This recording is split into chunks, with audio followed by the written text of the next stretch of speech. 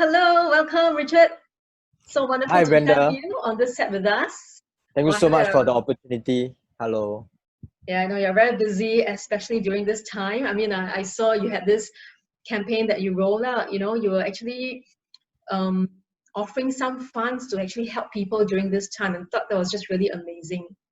Yeah, thanks so much. Yeah, so it's just doing my bit for the society community.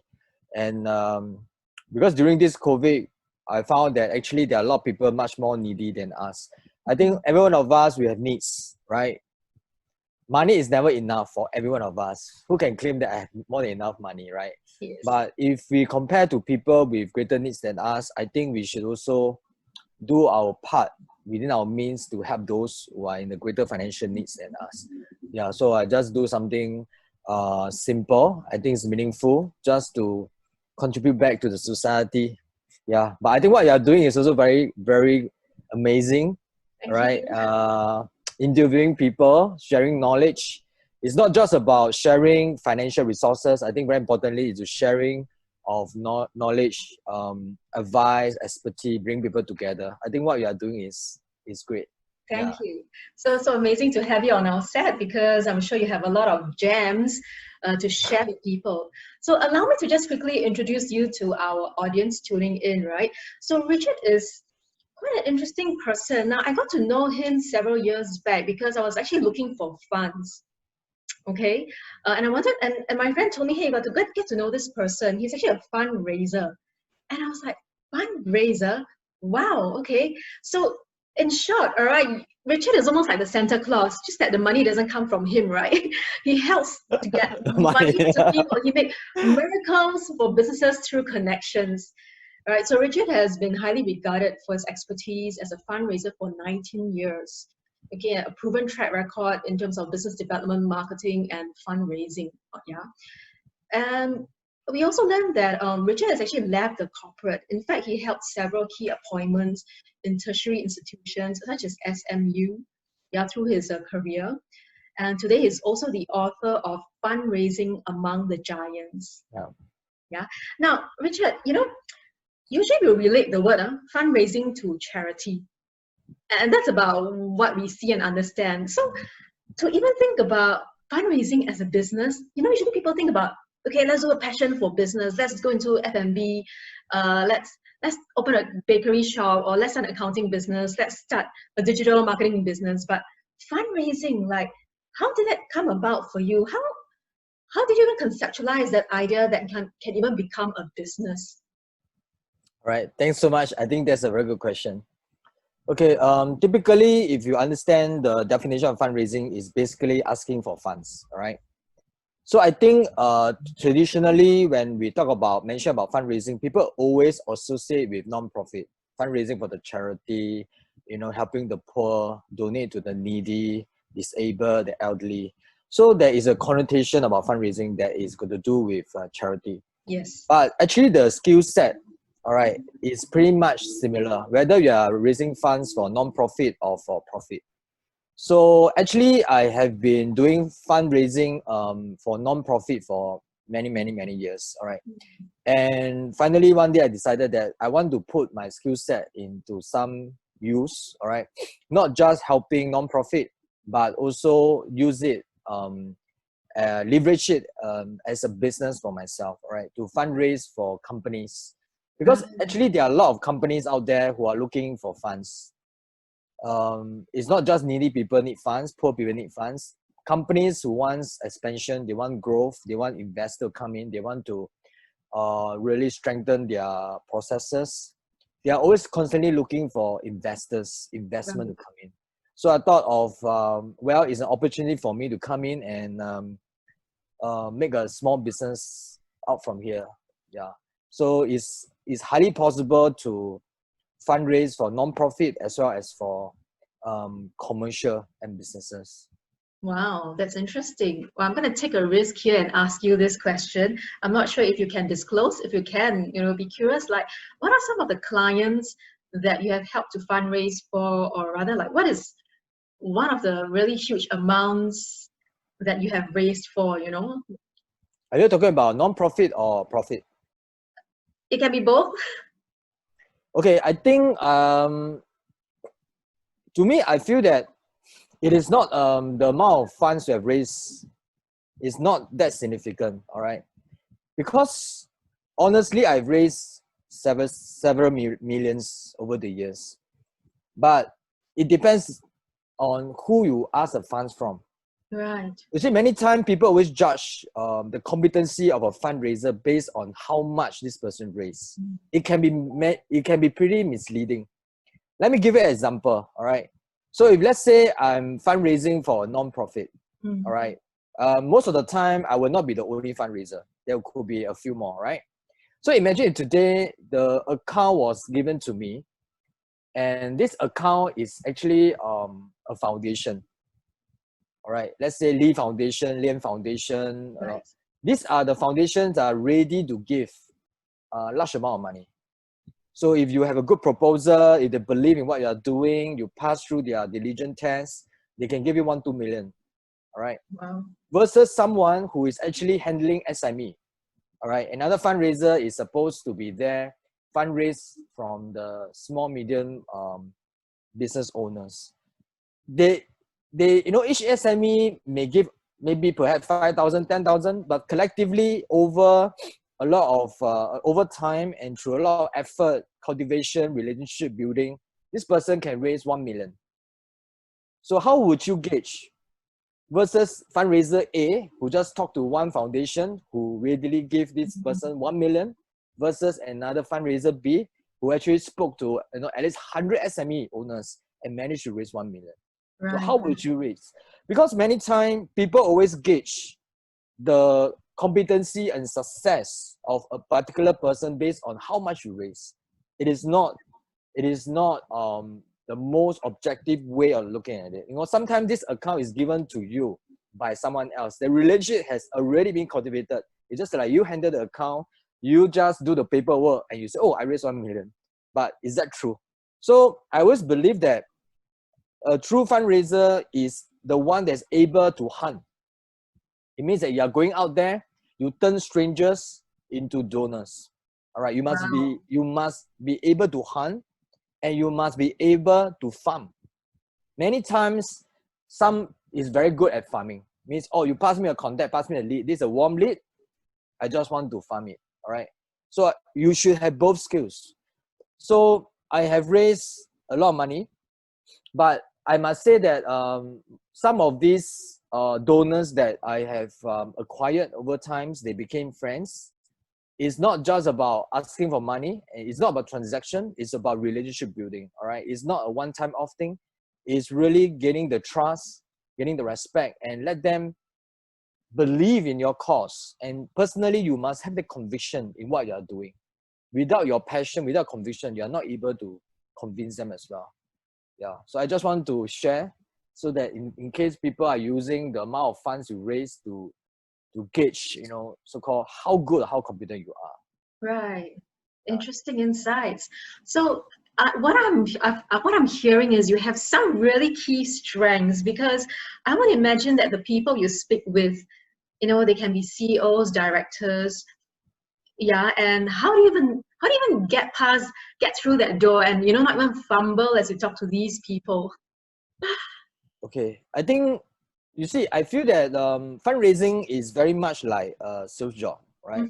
It's basically Yes. going out there, we are selling something. What we are selling, we're not selling product or services. We are actually selling a vision, a dream, a hope, an opportunity for this high net worth or rich CEOs to donate money, all right? Yes. I think there are some fundamental things that we need to be aware of. I think first and foremost is that we must be confident in ourselves. We must be confident in what we are doing.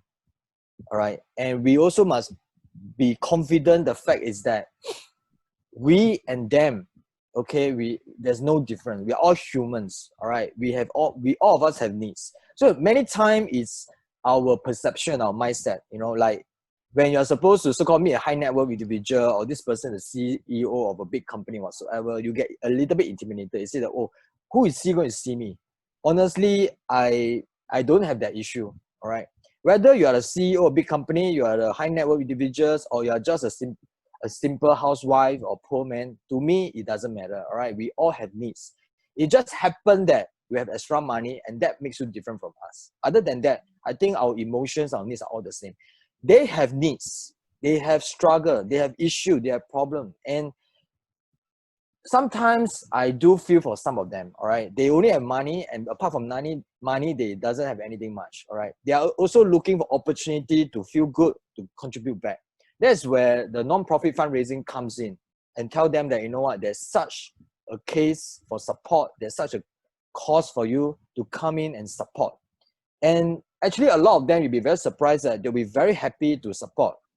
And different from what a lot of people are thinking about those rich and high net worth individuals, actually most of them are very humble, they are very giving, they are willing to support, they are willing to listen, all right? And many times it is sometimes the gatekeeper. They have their secretary, they have their media management who trying to portray such a way that their bosses are so difficult to deal with because they themselves are the ones setting a lot of gatekeeping processes. But if you get to know them directly, you know that actually they are all very easygoing, all right? They can be your friends, you can just tag each other, you can send funny jokes to one another. You all are human beings, all right? But you must gain their trust, you must be able to go and enter into their circle of life, okay? So you cannot have the mindset about them versus us. It's we doing together, all right? We coming together to do good for the community. So I think end of the day, it start with our mindset. How do we see ourselves and how do we see other people? Wow, this is really deep. This is amazing. And you know, if I would sum up what you have just shared, okay, I think it's so applicable to someone who's starting a business or already in a business even, and it is all about relationship building. It's not just about, okay, transactional, but Yeah. I mean, having known you for a while, you know, and I follow you on the Facebook as well, I can see how you have really built deep relationships with your clients, friends even. I mean, as and when I receive texts from you as well, you know, and it's about the we mindset. Yeah. Yeah, I think that this is really amazing, and to really, if we can understand the pain of our clients even, and how we can really help them if we understand their pains. Yeah. Yeah. Wow. So tell us, Richard, like you obviously have a great strength in terms of finding resources, building relationship. Did you know this, like when you first started your career? Like, how did that come about for you? Were there some challenges? Okay, to be honest with you, I was I used to be a very inferior someone who have very deep inferiority complex. Wow. I can't tell. Yeah, those were days, right? And I used to be very insecure, very timid, and I have this fear of meeting people. I have the fear of public speaking. So I cannot imagine myself speaking in public and engaging people and talk to people, all right? So that was always my fear. And it is over time where you do it so often until it become part of you. I think many times the first step to overcome fear is to do it. Because if you always let fear hinder us, we can't progress. So what you are fearful about, what is the thing you're fearful about, then the more you should do it, the more you should try it, then the better it becomes. All right. So building relationship is the same. All right.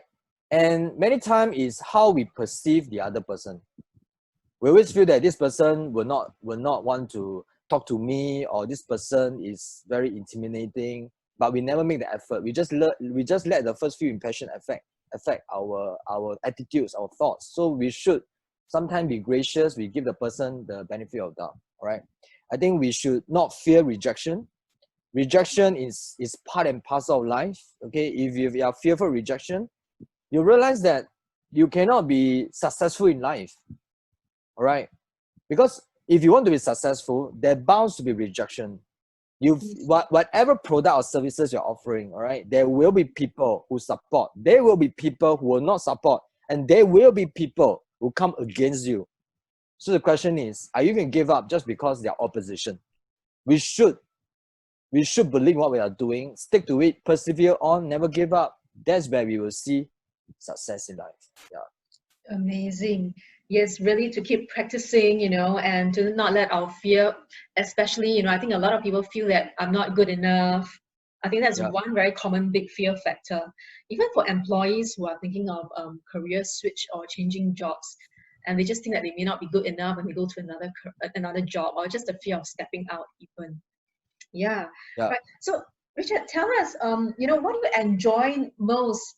Especially having stepped out of corporate. I think SMU was your last stint, right? Corporate, yeah. Yeah, corporate. Yeah. How was it? What is it that you enjoy most being your own boss? To be honest, I do enjoy working corporate as well. All right. Whether you're an employee or you're an entrepreneur, each has Mhm. its pros and cons. I'm Yeah. not saying that after becoming an entrepreneur is like you've been a corporate rat or whatsoever. All right. So there's nothing wrong being an employee. There is a lot of advantages, a lot of pros and cons being an employee.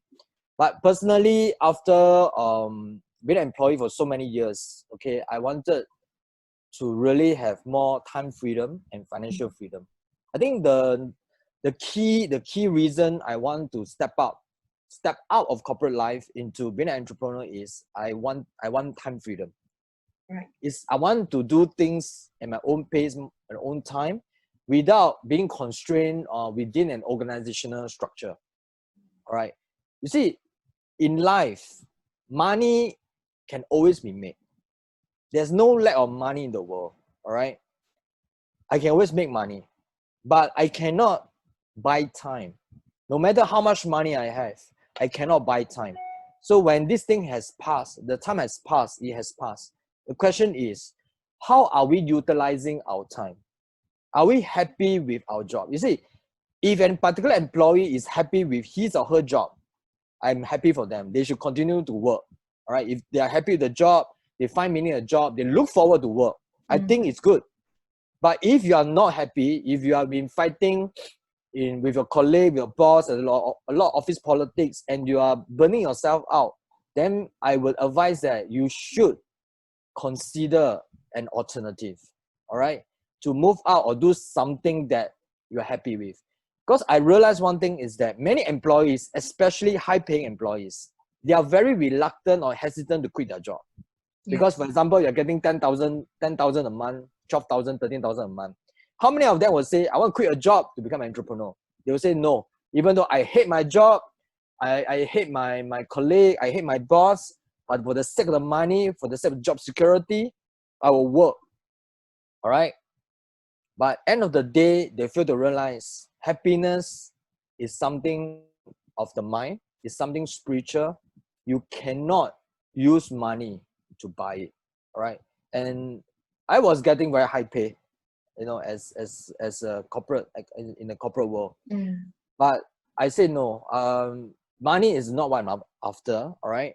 Okay, I'm not saying I'm very rich. Okay, money is not what I'm after.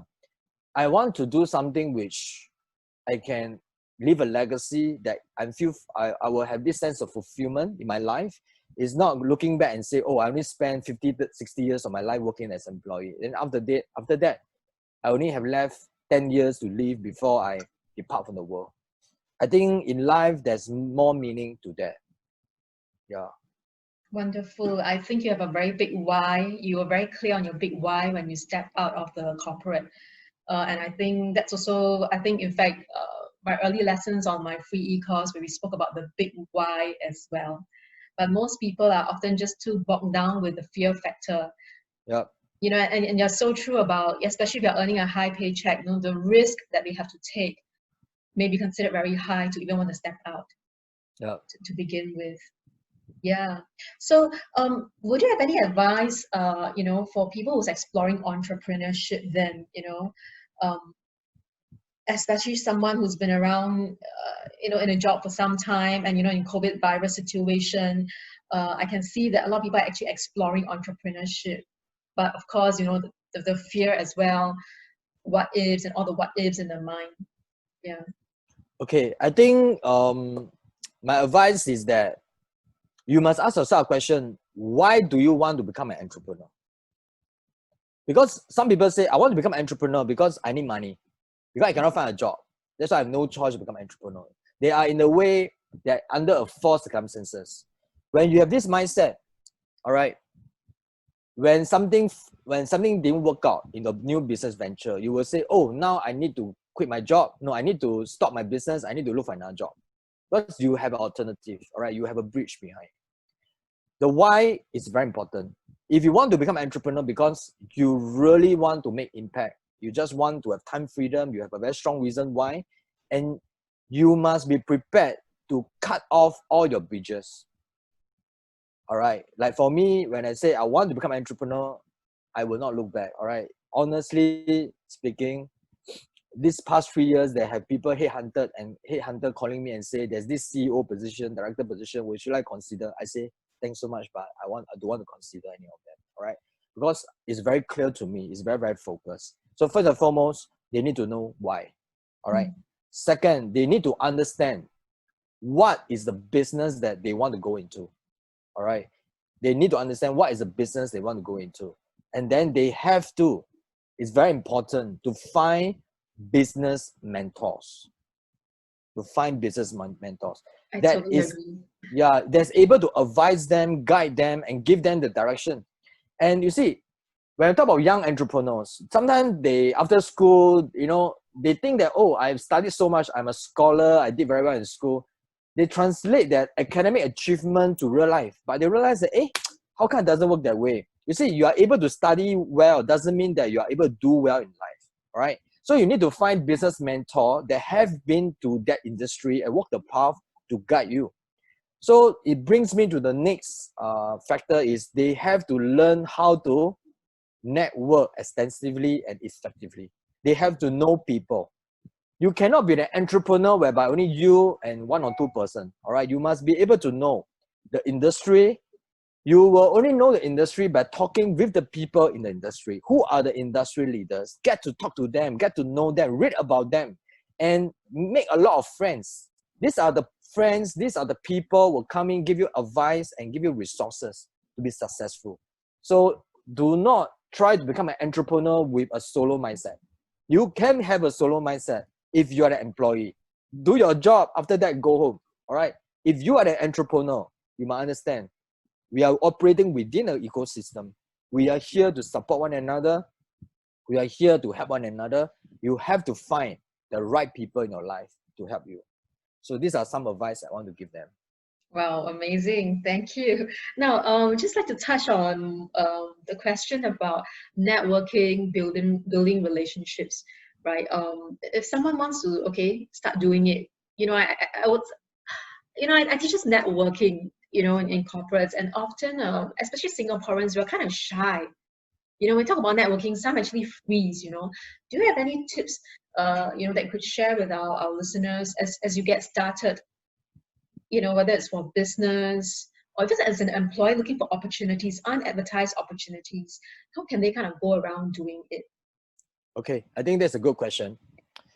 You see, there are many events going on that is, like if you look at Eventbrite or there's a lot of events, seminar, talks whatsoever. I think first and foremost, the person needs to understand that what kind of people you want to network with.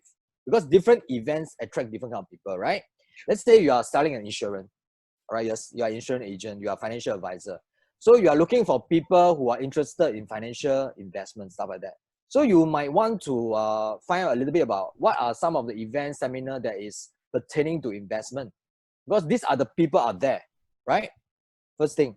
Second thing is that if you are not comfortable with talking to stranger, actually a lot of people are not comfortable, including myself, all right? I'm also an introvert, you believe it or not, all right? So my tip for introvert who want to network is very simple. You have to bring a friend with you. Bring a You friend. and your friend. Yes, you bring a friend with you, all right? Ideally, it will be great is that your friend knows people at the event. Your friend can make an introduction if he or she is willing, because not everybody is willing to share the contact, all right? Some are very selfish, all right? They'll talk to a friend, but you are there standing like an idiot. They didn't even bother to make connection, all right? So you have to know that who are the people that you trust, who are the people is willing to help you, and you must also willing to support your friend, all right? So example, the two of you went for event, all right? And you happen to get to know this person, you chit chat, when your friend come along, make an introduction. All right, don't be selfish. All right, make an introduction. If you see your friends you see your friends at the event, make an introduction. So this is what I've been doing. All right, is that when I attend event, most of the time I'll see people I know. We strike a conversation. If I know of people that's around me, I will just make the connection. All right, this is how we build the connection. So if you are shy, let's say you are introvert, you are very afraid of talking to stranger, I think you bring someone along with you. It can be very intimidating. Let's say you attend an event and you're the only person and you know no one. Most probably after a drink, you'll just go home. All right, you feel very more discouraged. All right, so that's one tip that I want to give to people. And the other tip I want to share is that you have to be interested in the person and not the position. And do not go there with the mindset to sell. All right, I see that this is one of the issues with some people. They go to networking events. Oh, this is a networking event, or this is a seminar. They brought with themselves a stack of name card ready to just distribute. They have distributed to 50 people, and 50 name cards all distributed. But none of them really know who this person is, because within an hour, they just distribute name cards to 50 people. There's no quality conversation, and when you do follow up, this person just don't respond to you. Why is that so? Because there's no investment in the relationship. There's just distribution of flyer or call and name card. All right. So you must take an interest in the person. All right. Strike quality conversation. Ask good questions. Don't just ask about, are you interested to buy my product or stuff like that? You have to be sensitive. People will feel it, whether you are sincere, genuine, or you are just out there to make money. All right. So these are some of the advice I want to give. Yeah. Yes, that's amazing. I totally agree with you. It's like going to an event, people are not going there to buy, and people are busy selling, right? So it's really a mismatch in a way. Yeah, and I still remember an incident where someone just came, spoke to me, and was just talking nonstop about his oil trading, some investment thing, and I was like, I don't even know you, right? Because such a turn off. Yeah. Yeah. Exactly. Great, amazing. So Richard, coming to almost the end, is there anything that's not been asked and you feel that it is really important that the viewers should know? All right. I think I've covered. Yeah. Yes, you gave I really mean, amazing tips today. yeah. I mean, if you have anything to ask me, feel free. All right. If you think that there's anything you want to know more about me, feel free to ask. For me, I mean, I'm here to really support you, Brenda, as a friend. All right. You want doing this, I'm very happy about doing. I just want Thank to you. let my support. I'm not really using this to promote myself or my business. Again, that's not important. It's more like to support a friend. So if there's any other thing that you think you want to know from me, please feel free to ask. Yeah. So, how can we reach out to you, Richard? If there's, in our viewers who, is there certain groups that they can join, or do you have an email or link or something? Let me know and I'll put it up. Okay, they can actually private message me Facebook, all right, Richard Giam. Okay. But actually my Facebook, I have reached 5,000 long time ago, the limit. But So I have resourceful. but I have actually along the way some inactive ones, I have actually unfriend them, all right, and people who I don't really know, I unfriend them, so I still some left. I'm very selective who are the people that I want to add on because of limited Right. space. We only can add the most 5,000. But feel free to drop me a private message if you have any questions. Anyone got any help I can help, just feel free to drop me a message. I'll be most happy to entertain. Okay, sure. So thank you so much, Richard, for your Thank you amazing so much. nuggets. I think that there's really so much gems to it. I really particularly like the part about when you spoke about our mindset, and I can really see and sense, how the fulfillment that you get just doing what you're doing. Like how you're You. truly value adding to people. And I think often business owners, they forget that, they just always think about making money, making money. It's also about feeling abundant inside, not Yeah. just outside, right? And how you're truly able to value add um, to businesses and the people around you. Yeah. Yeah. Yeah, I think very importantly is the values of individual. All right. It's not just about your competency in making money, your business sense. is the values. Because without the right values, you will not be able to be truly happy and successful in life. Because success is not just about how much money you make. Success is about fulfillment in life, including your family, relationship, your friends, the people around you, your contribution to the community. So success is more than just how much money you have in your bank account. Yeah, the Alright. values are totally important. Great. Thank you so much. So Thank you to so all much. doing, yeah, do check out his book, Fundraising Among the Giants. Okay, it's a great book. Okay, let me see. It's a little. Okay, I'm gonna because of the screen, right? Okay, but it's a great book. You should really check it out. All right. So that gratitude, so much really Thank you really so much, grateful for you to Brenda. be on this set today. Okay, so till then, to our next series, I wish all of you stay healthy, stay calm, and stay happy. Thank you very Thank much. you. See you. Bye.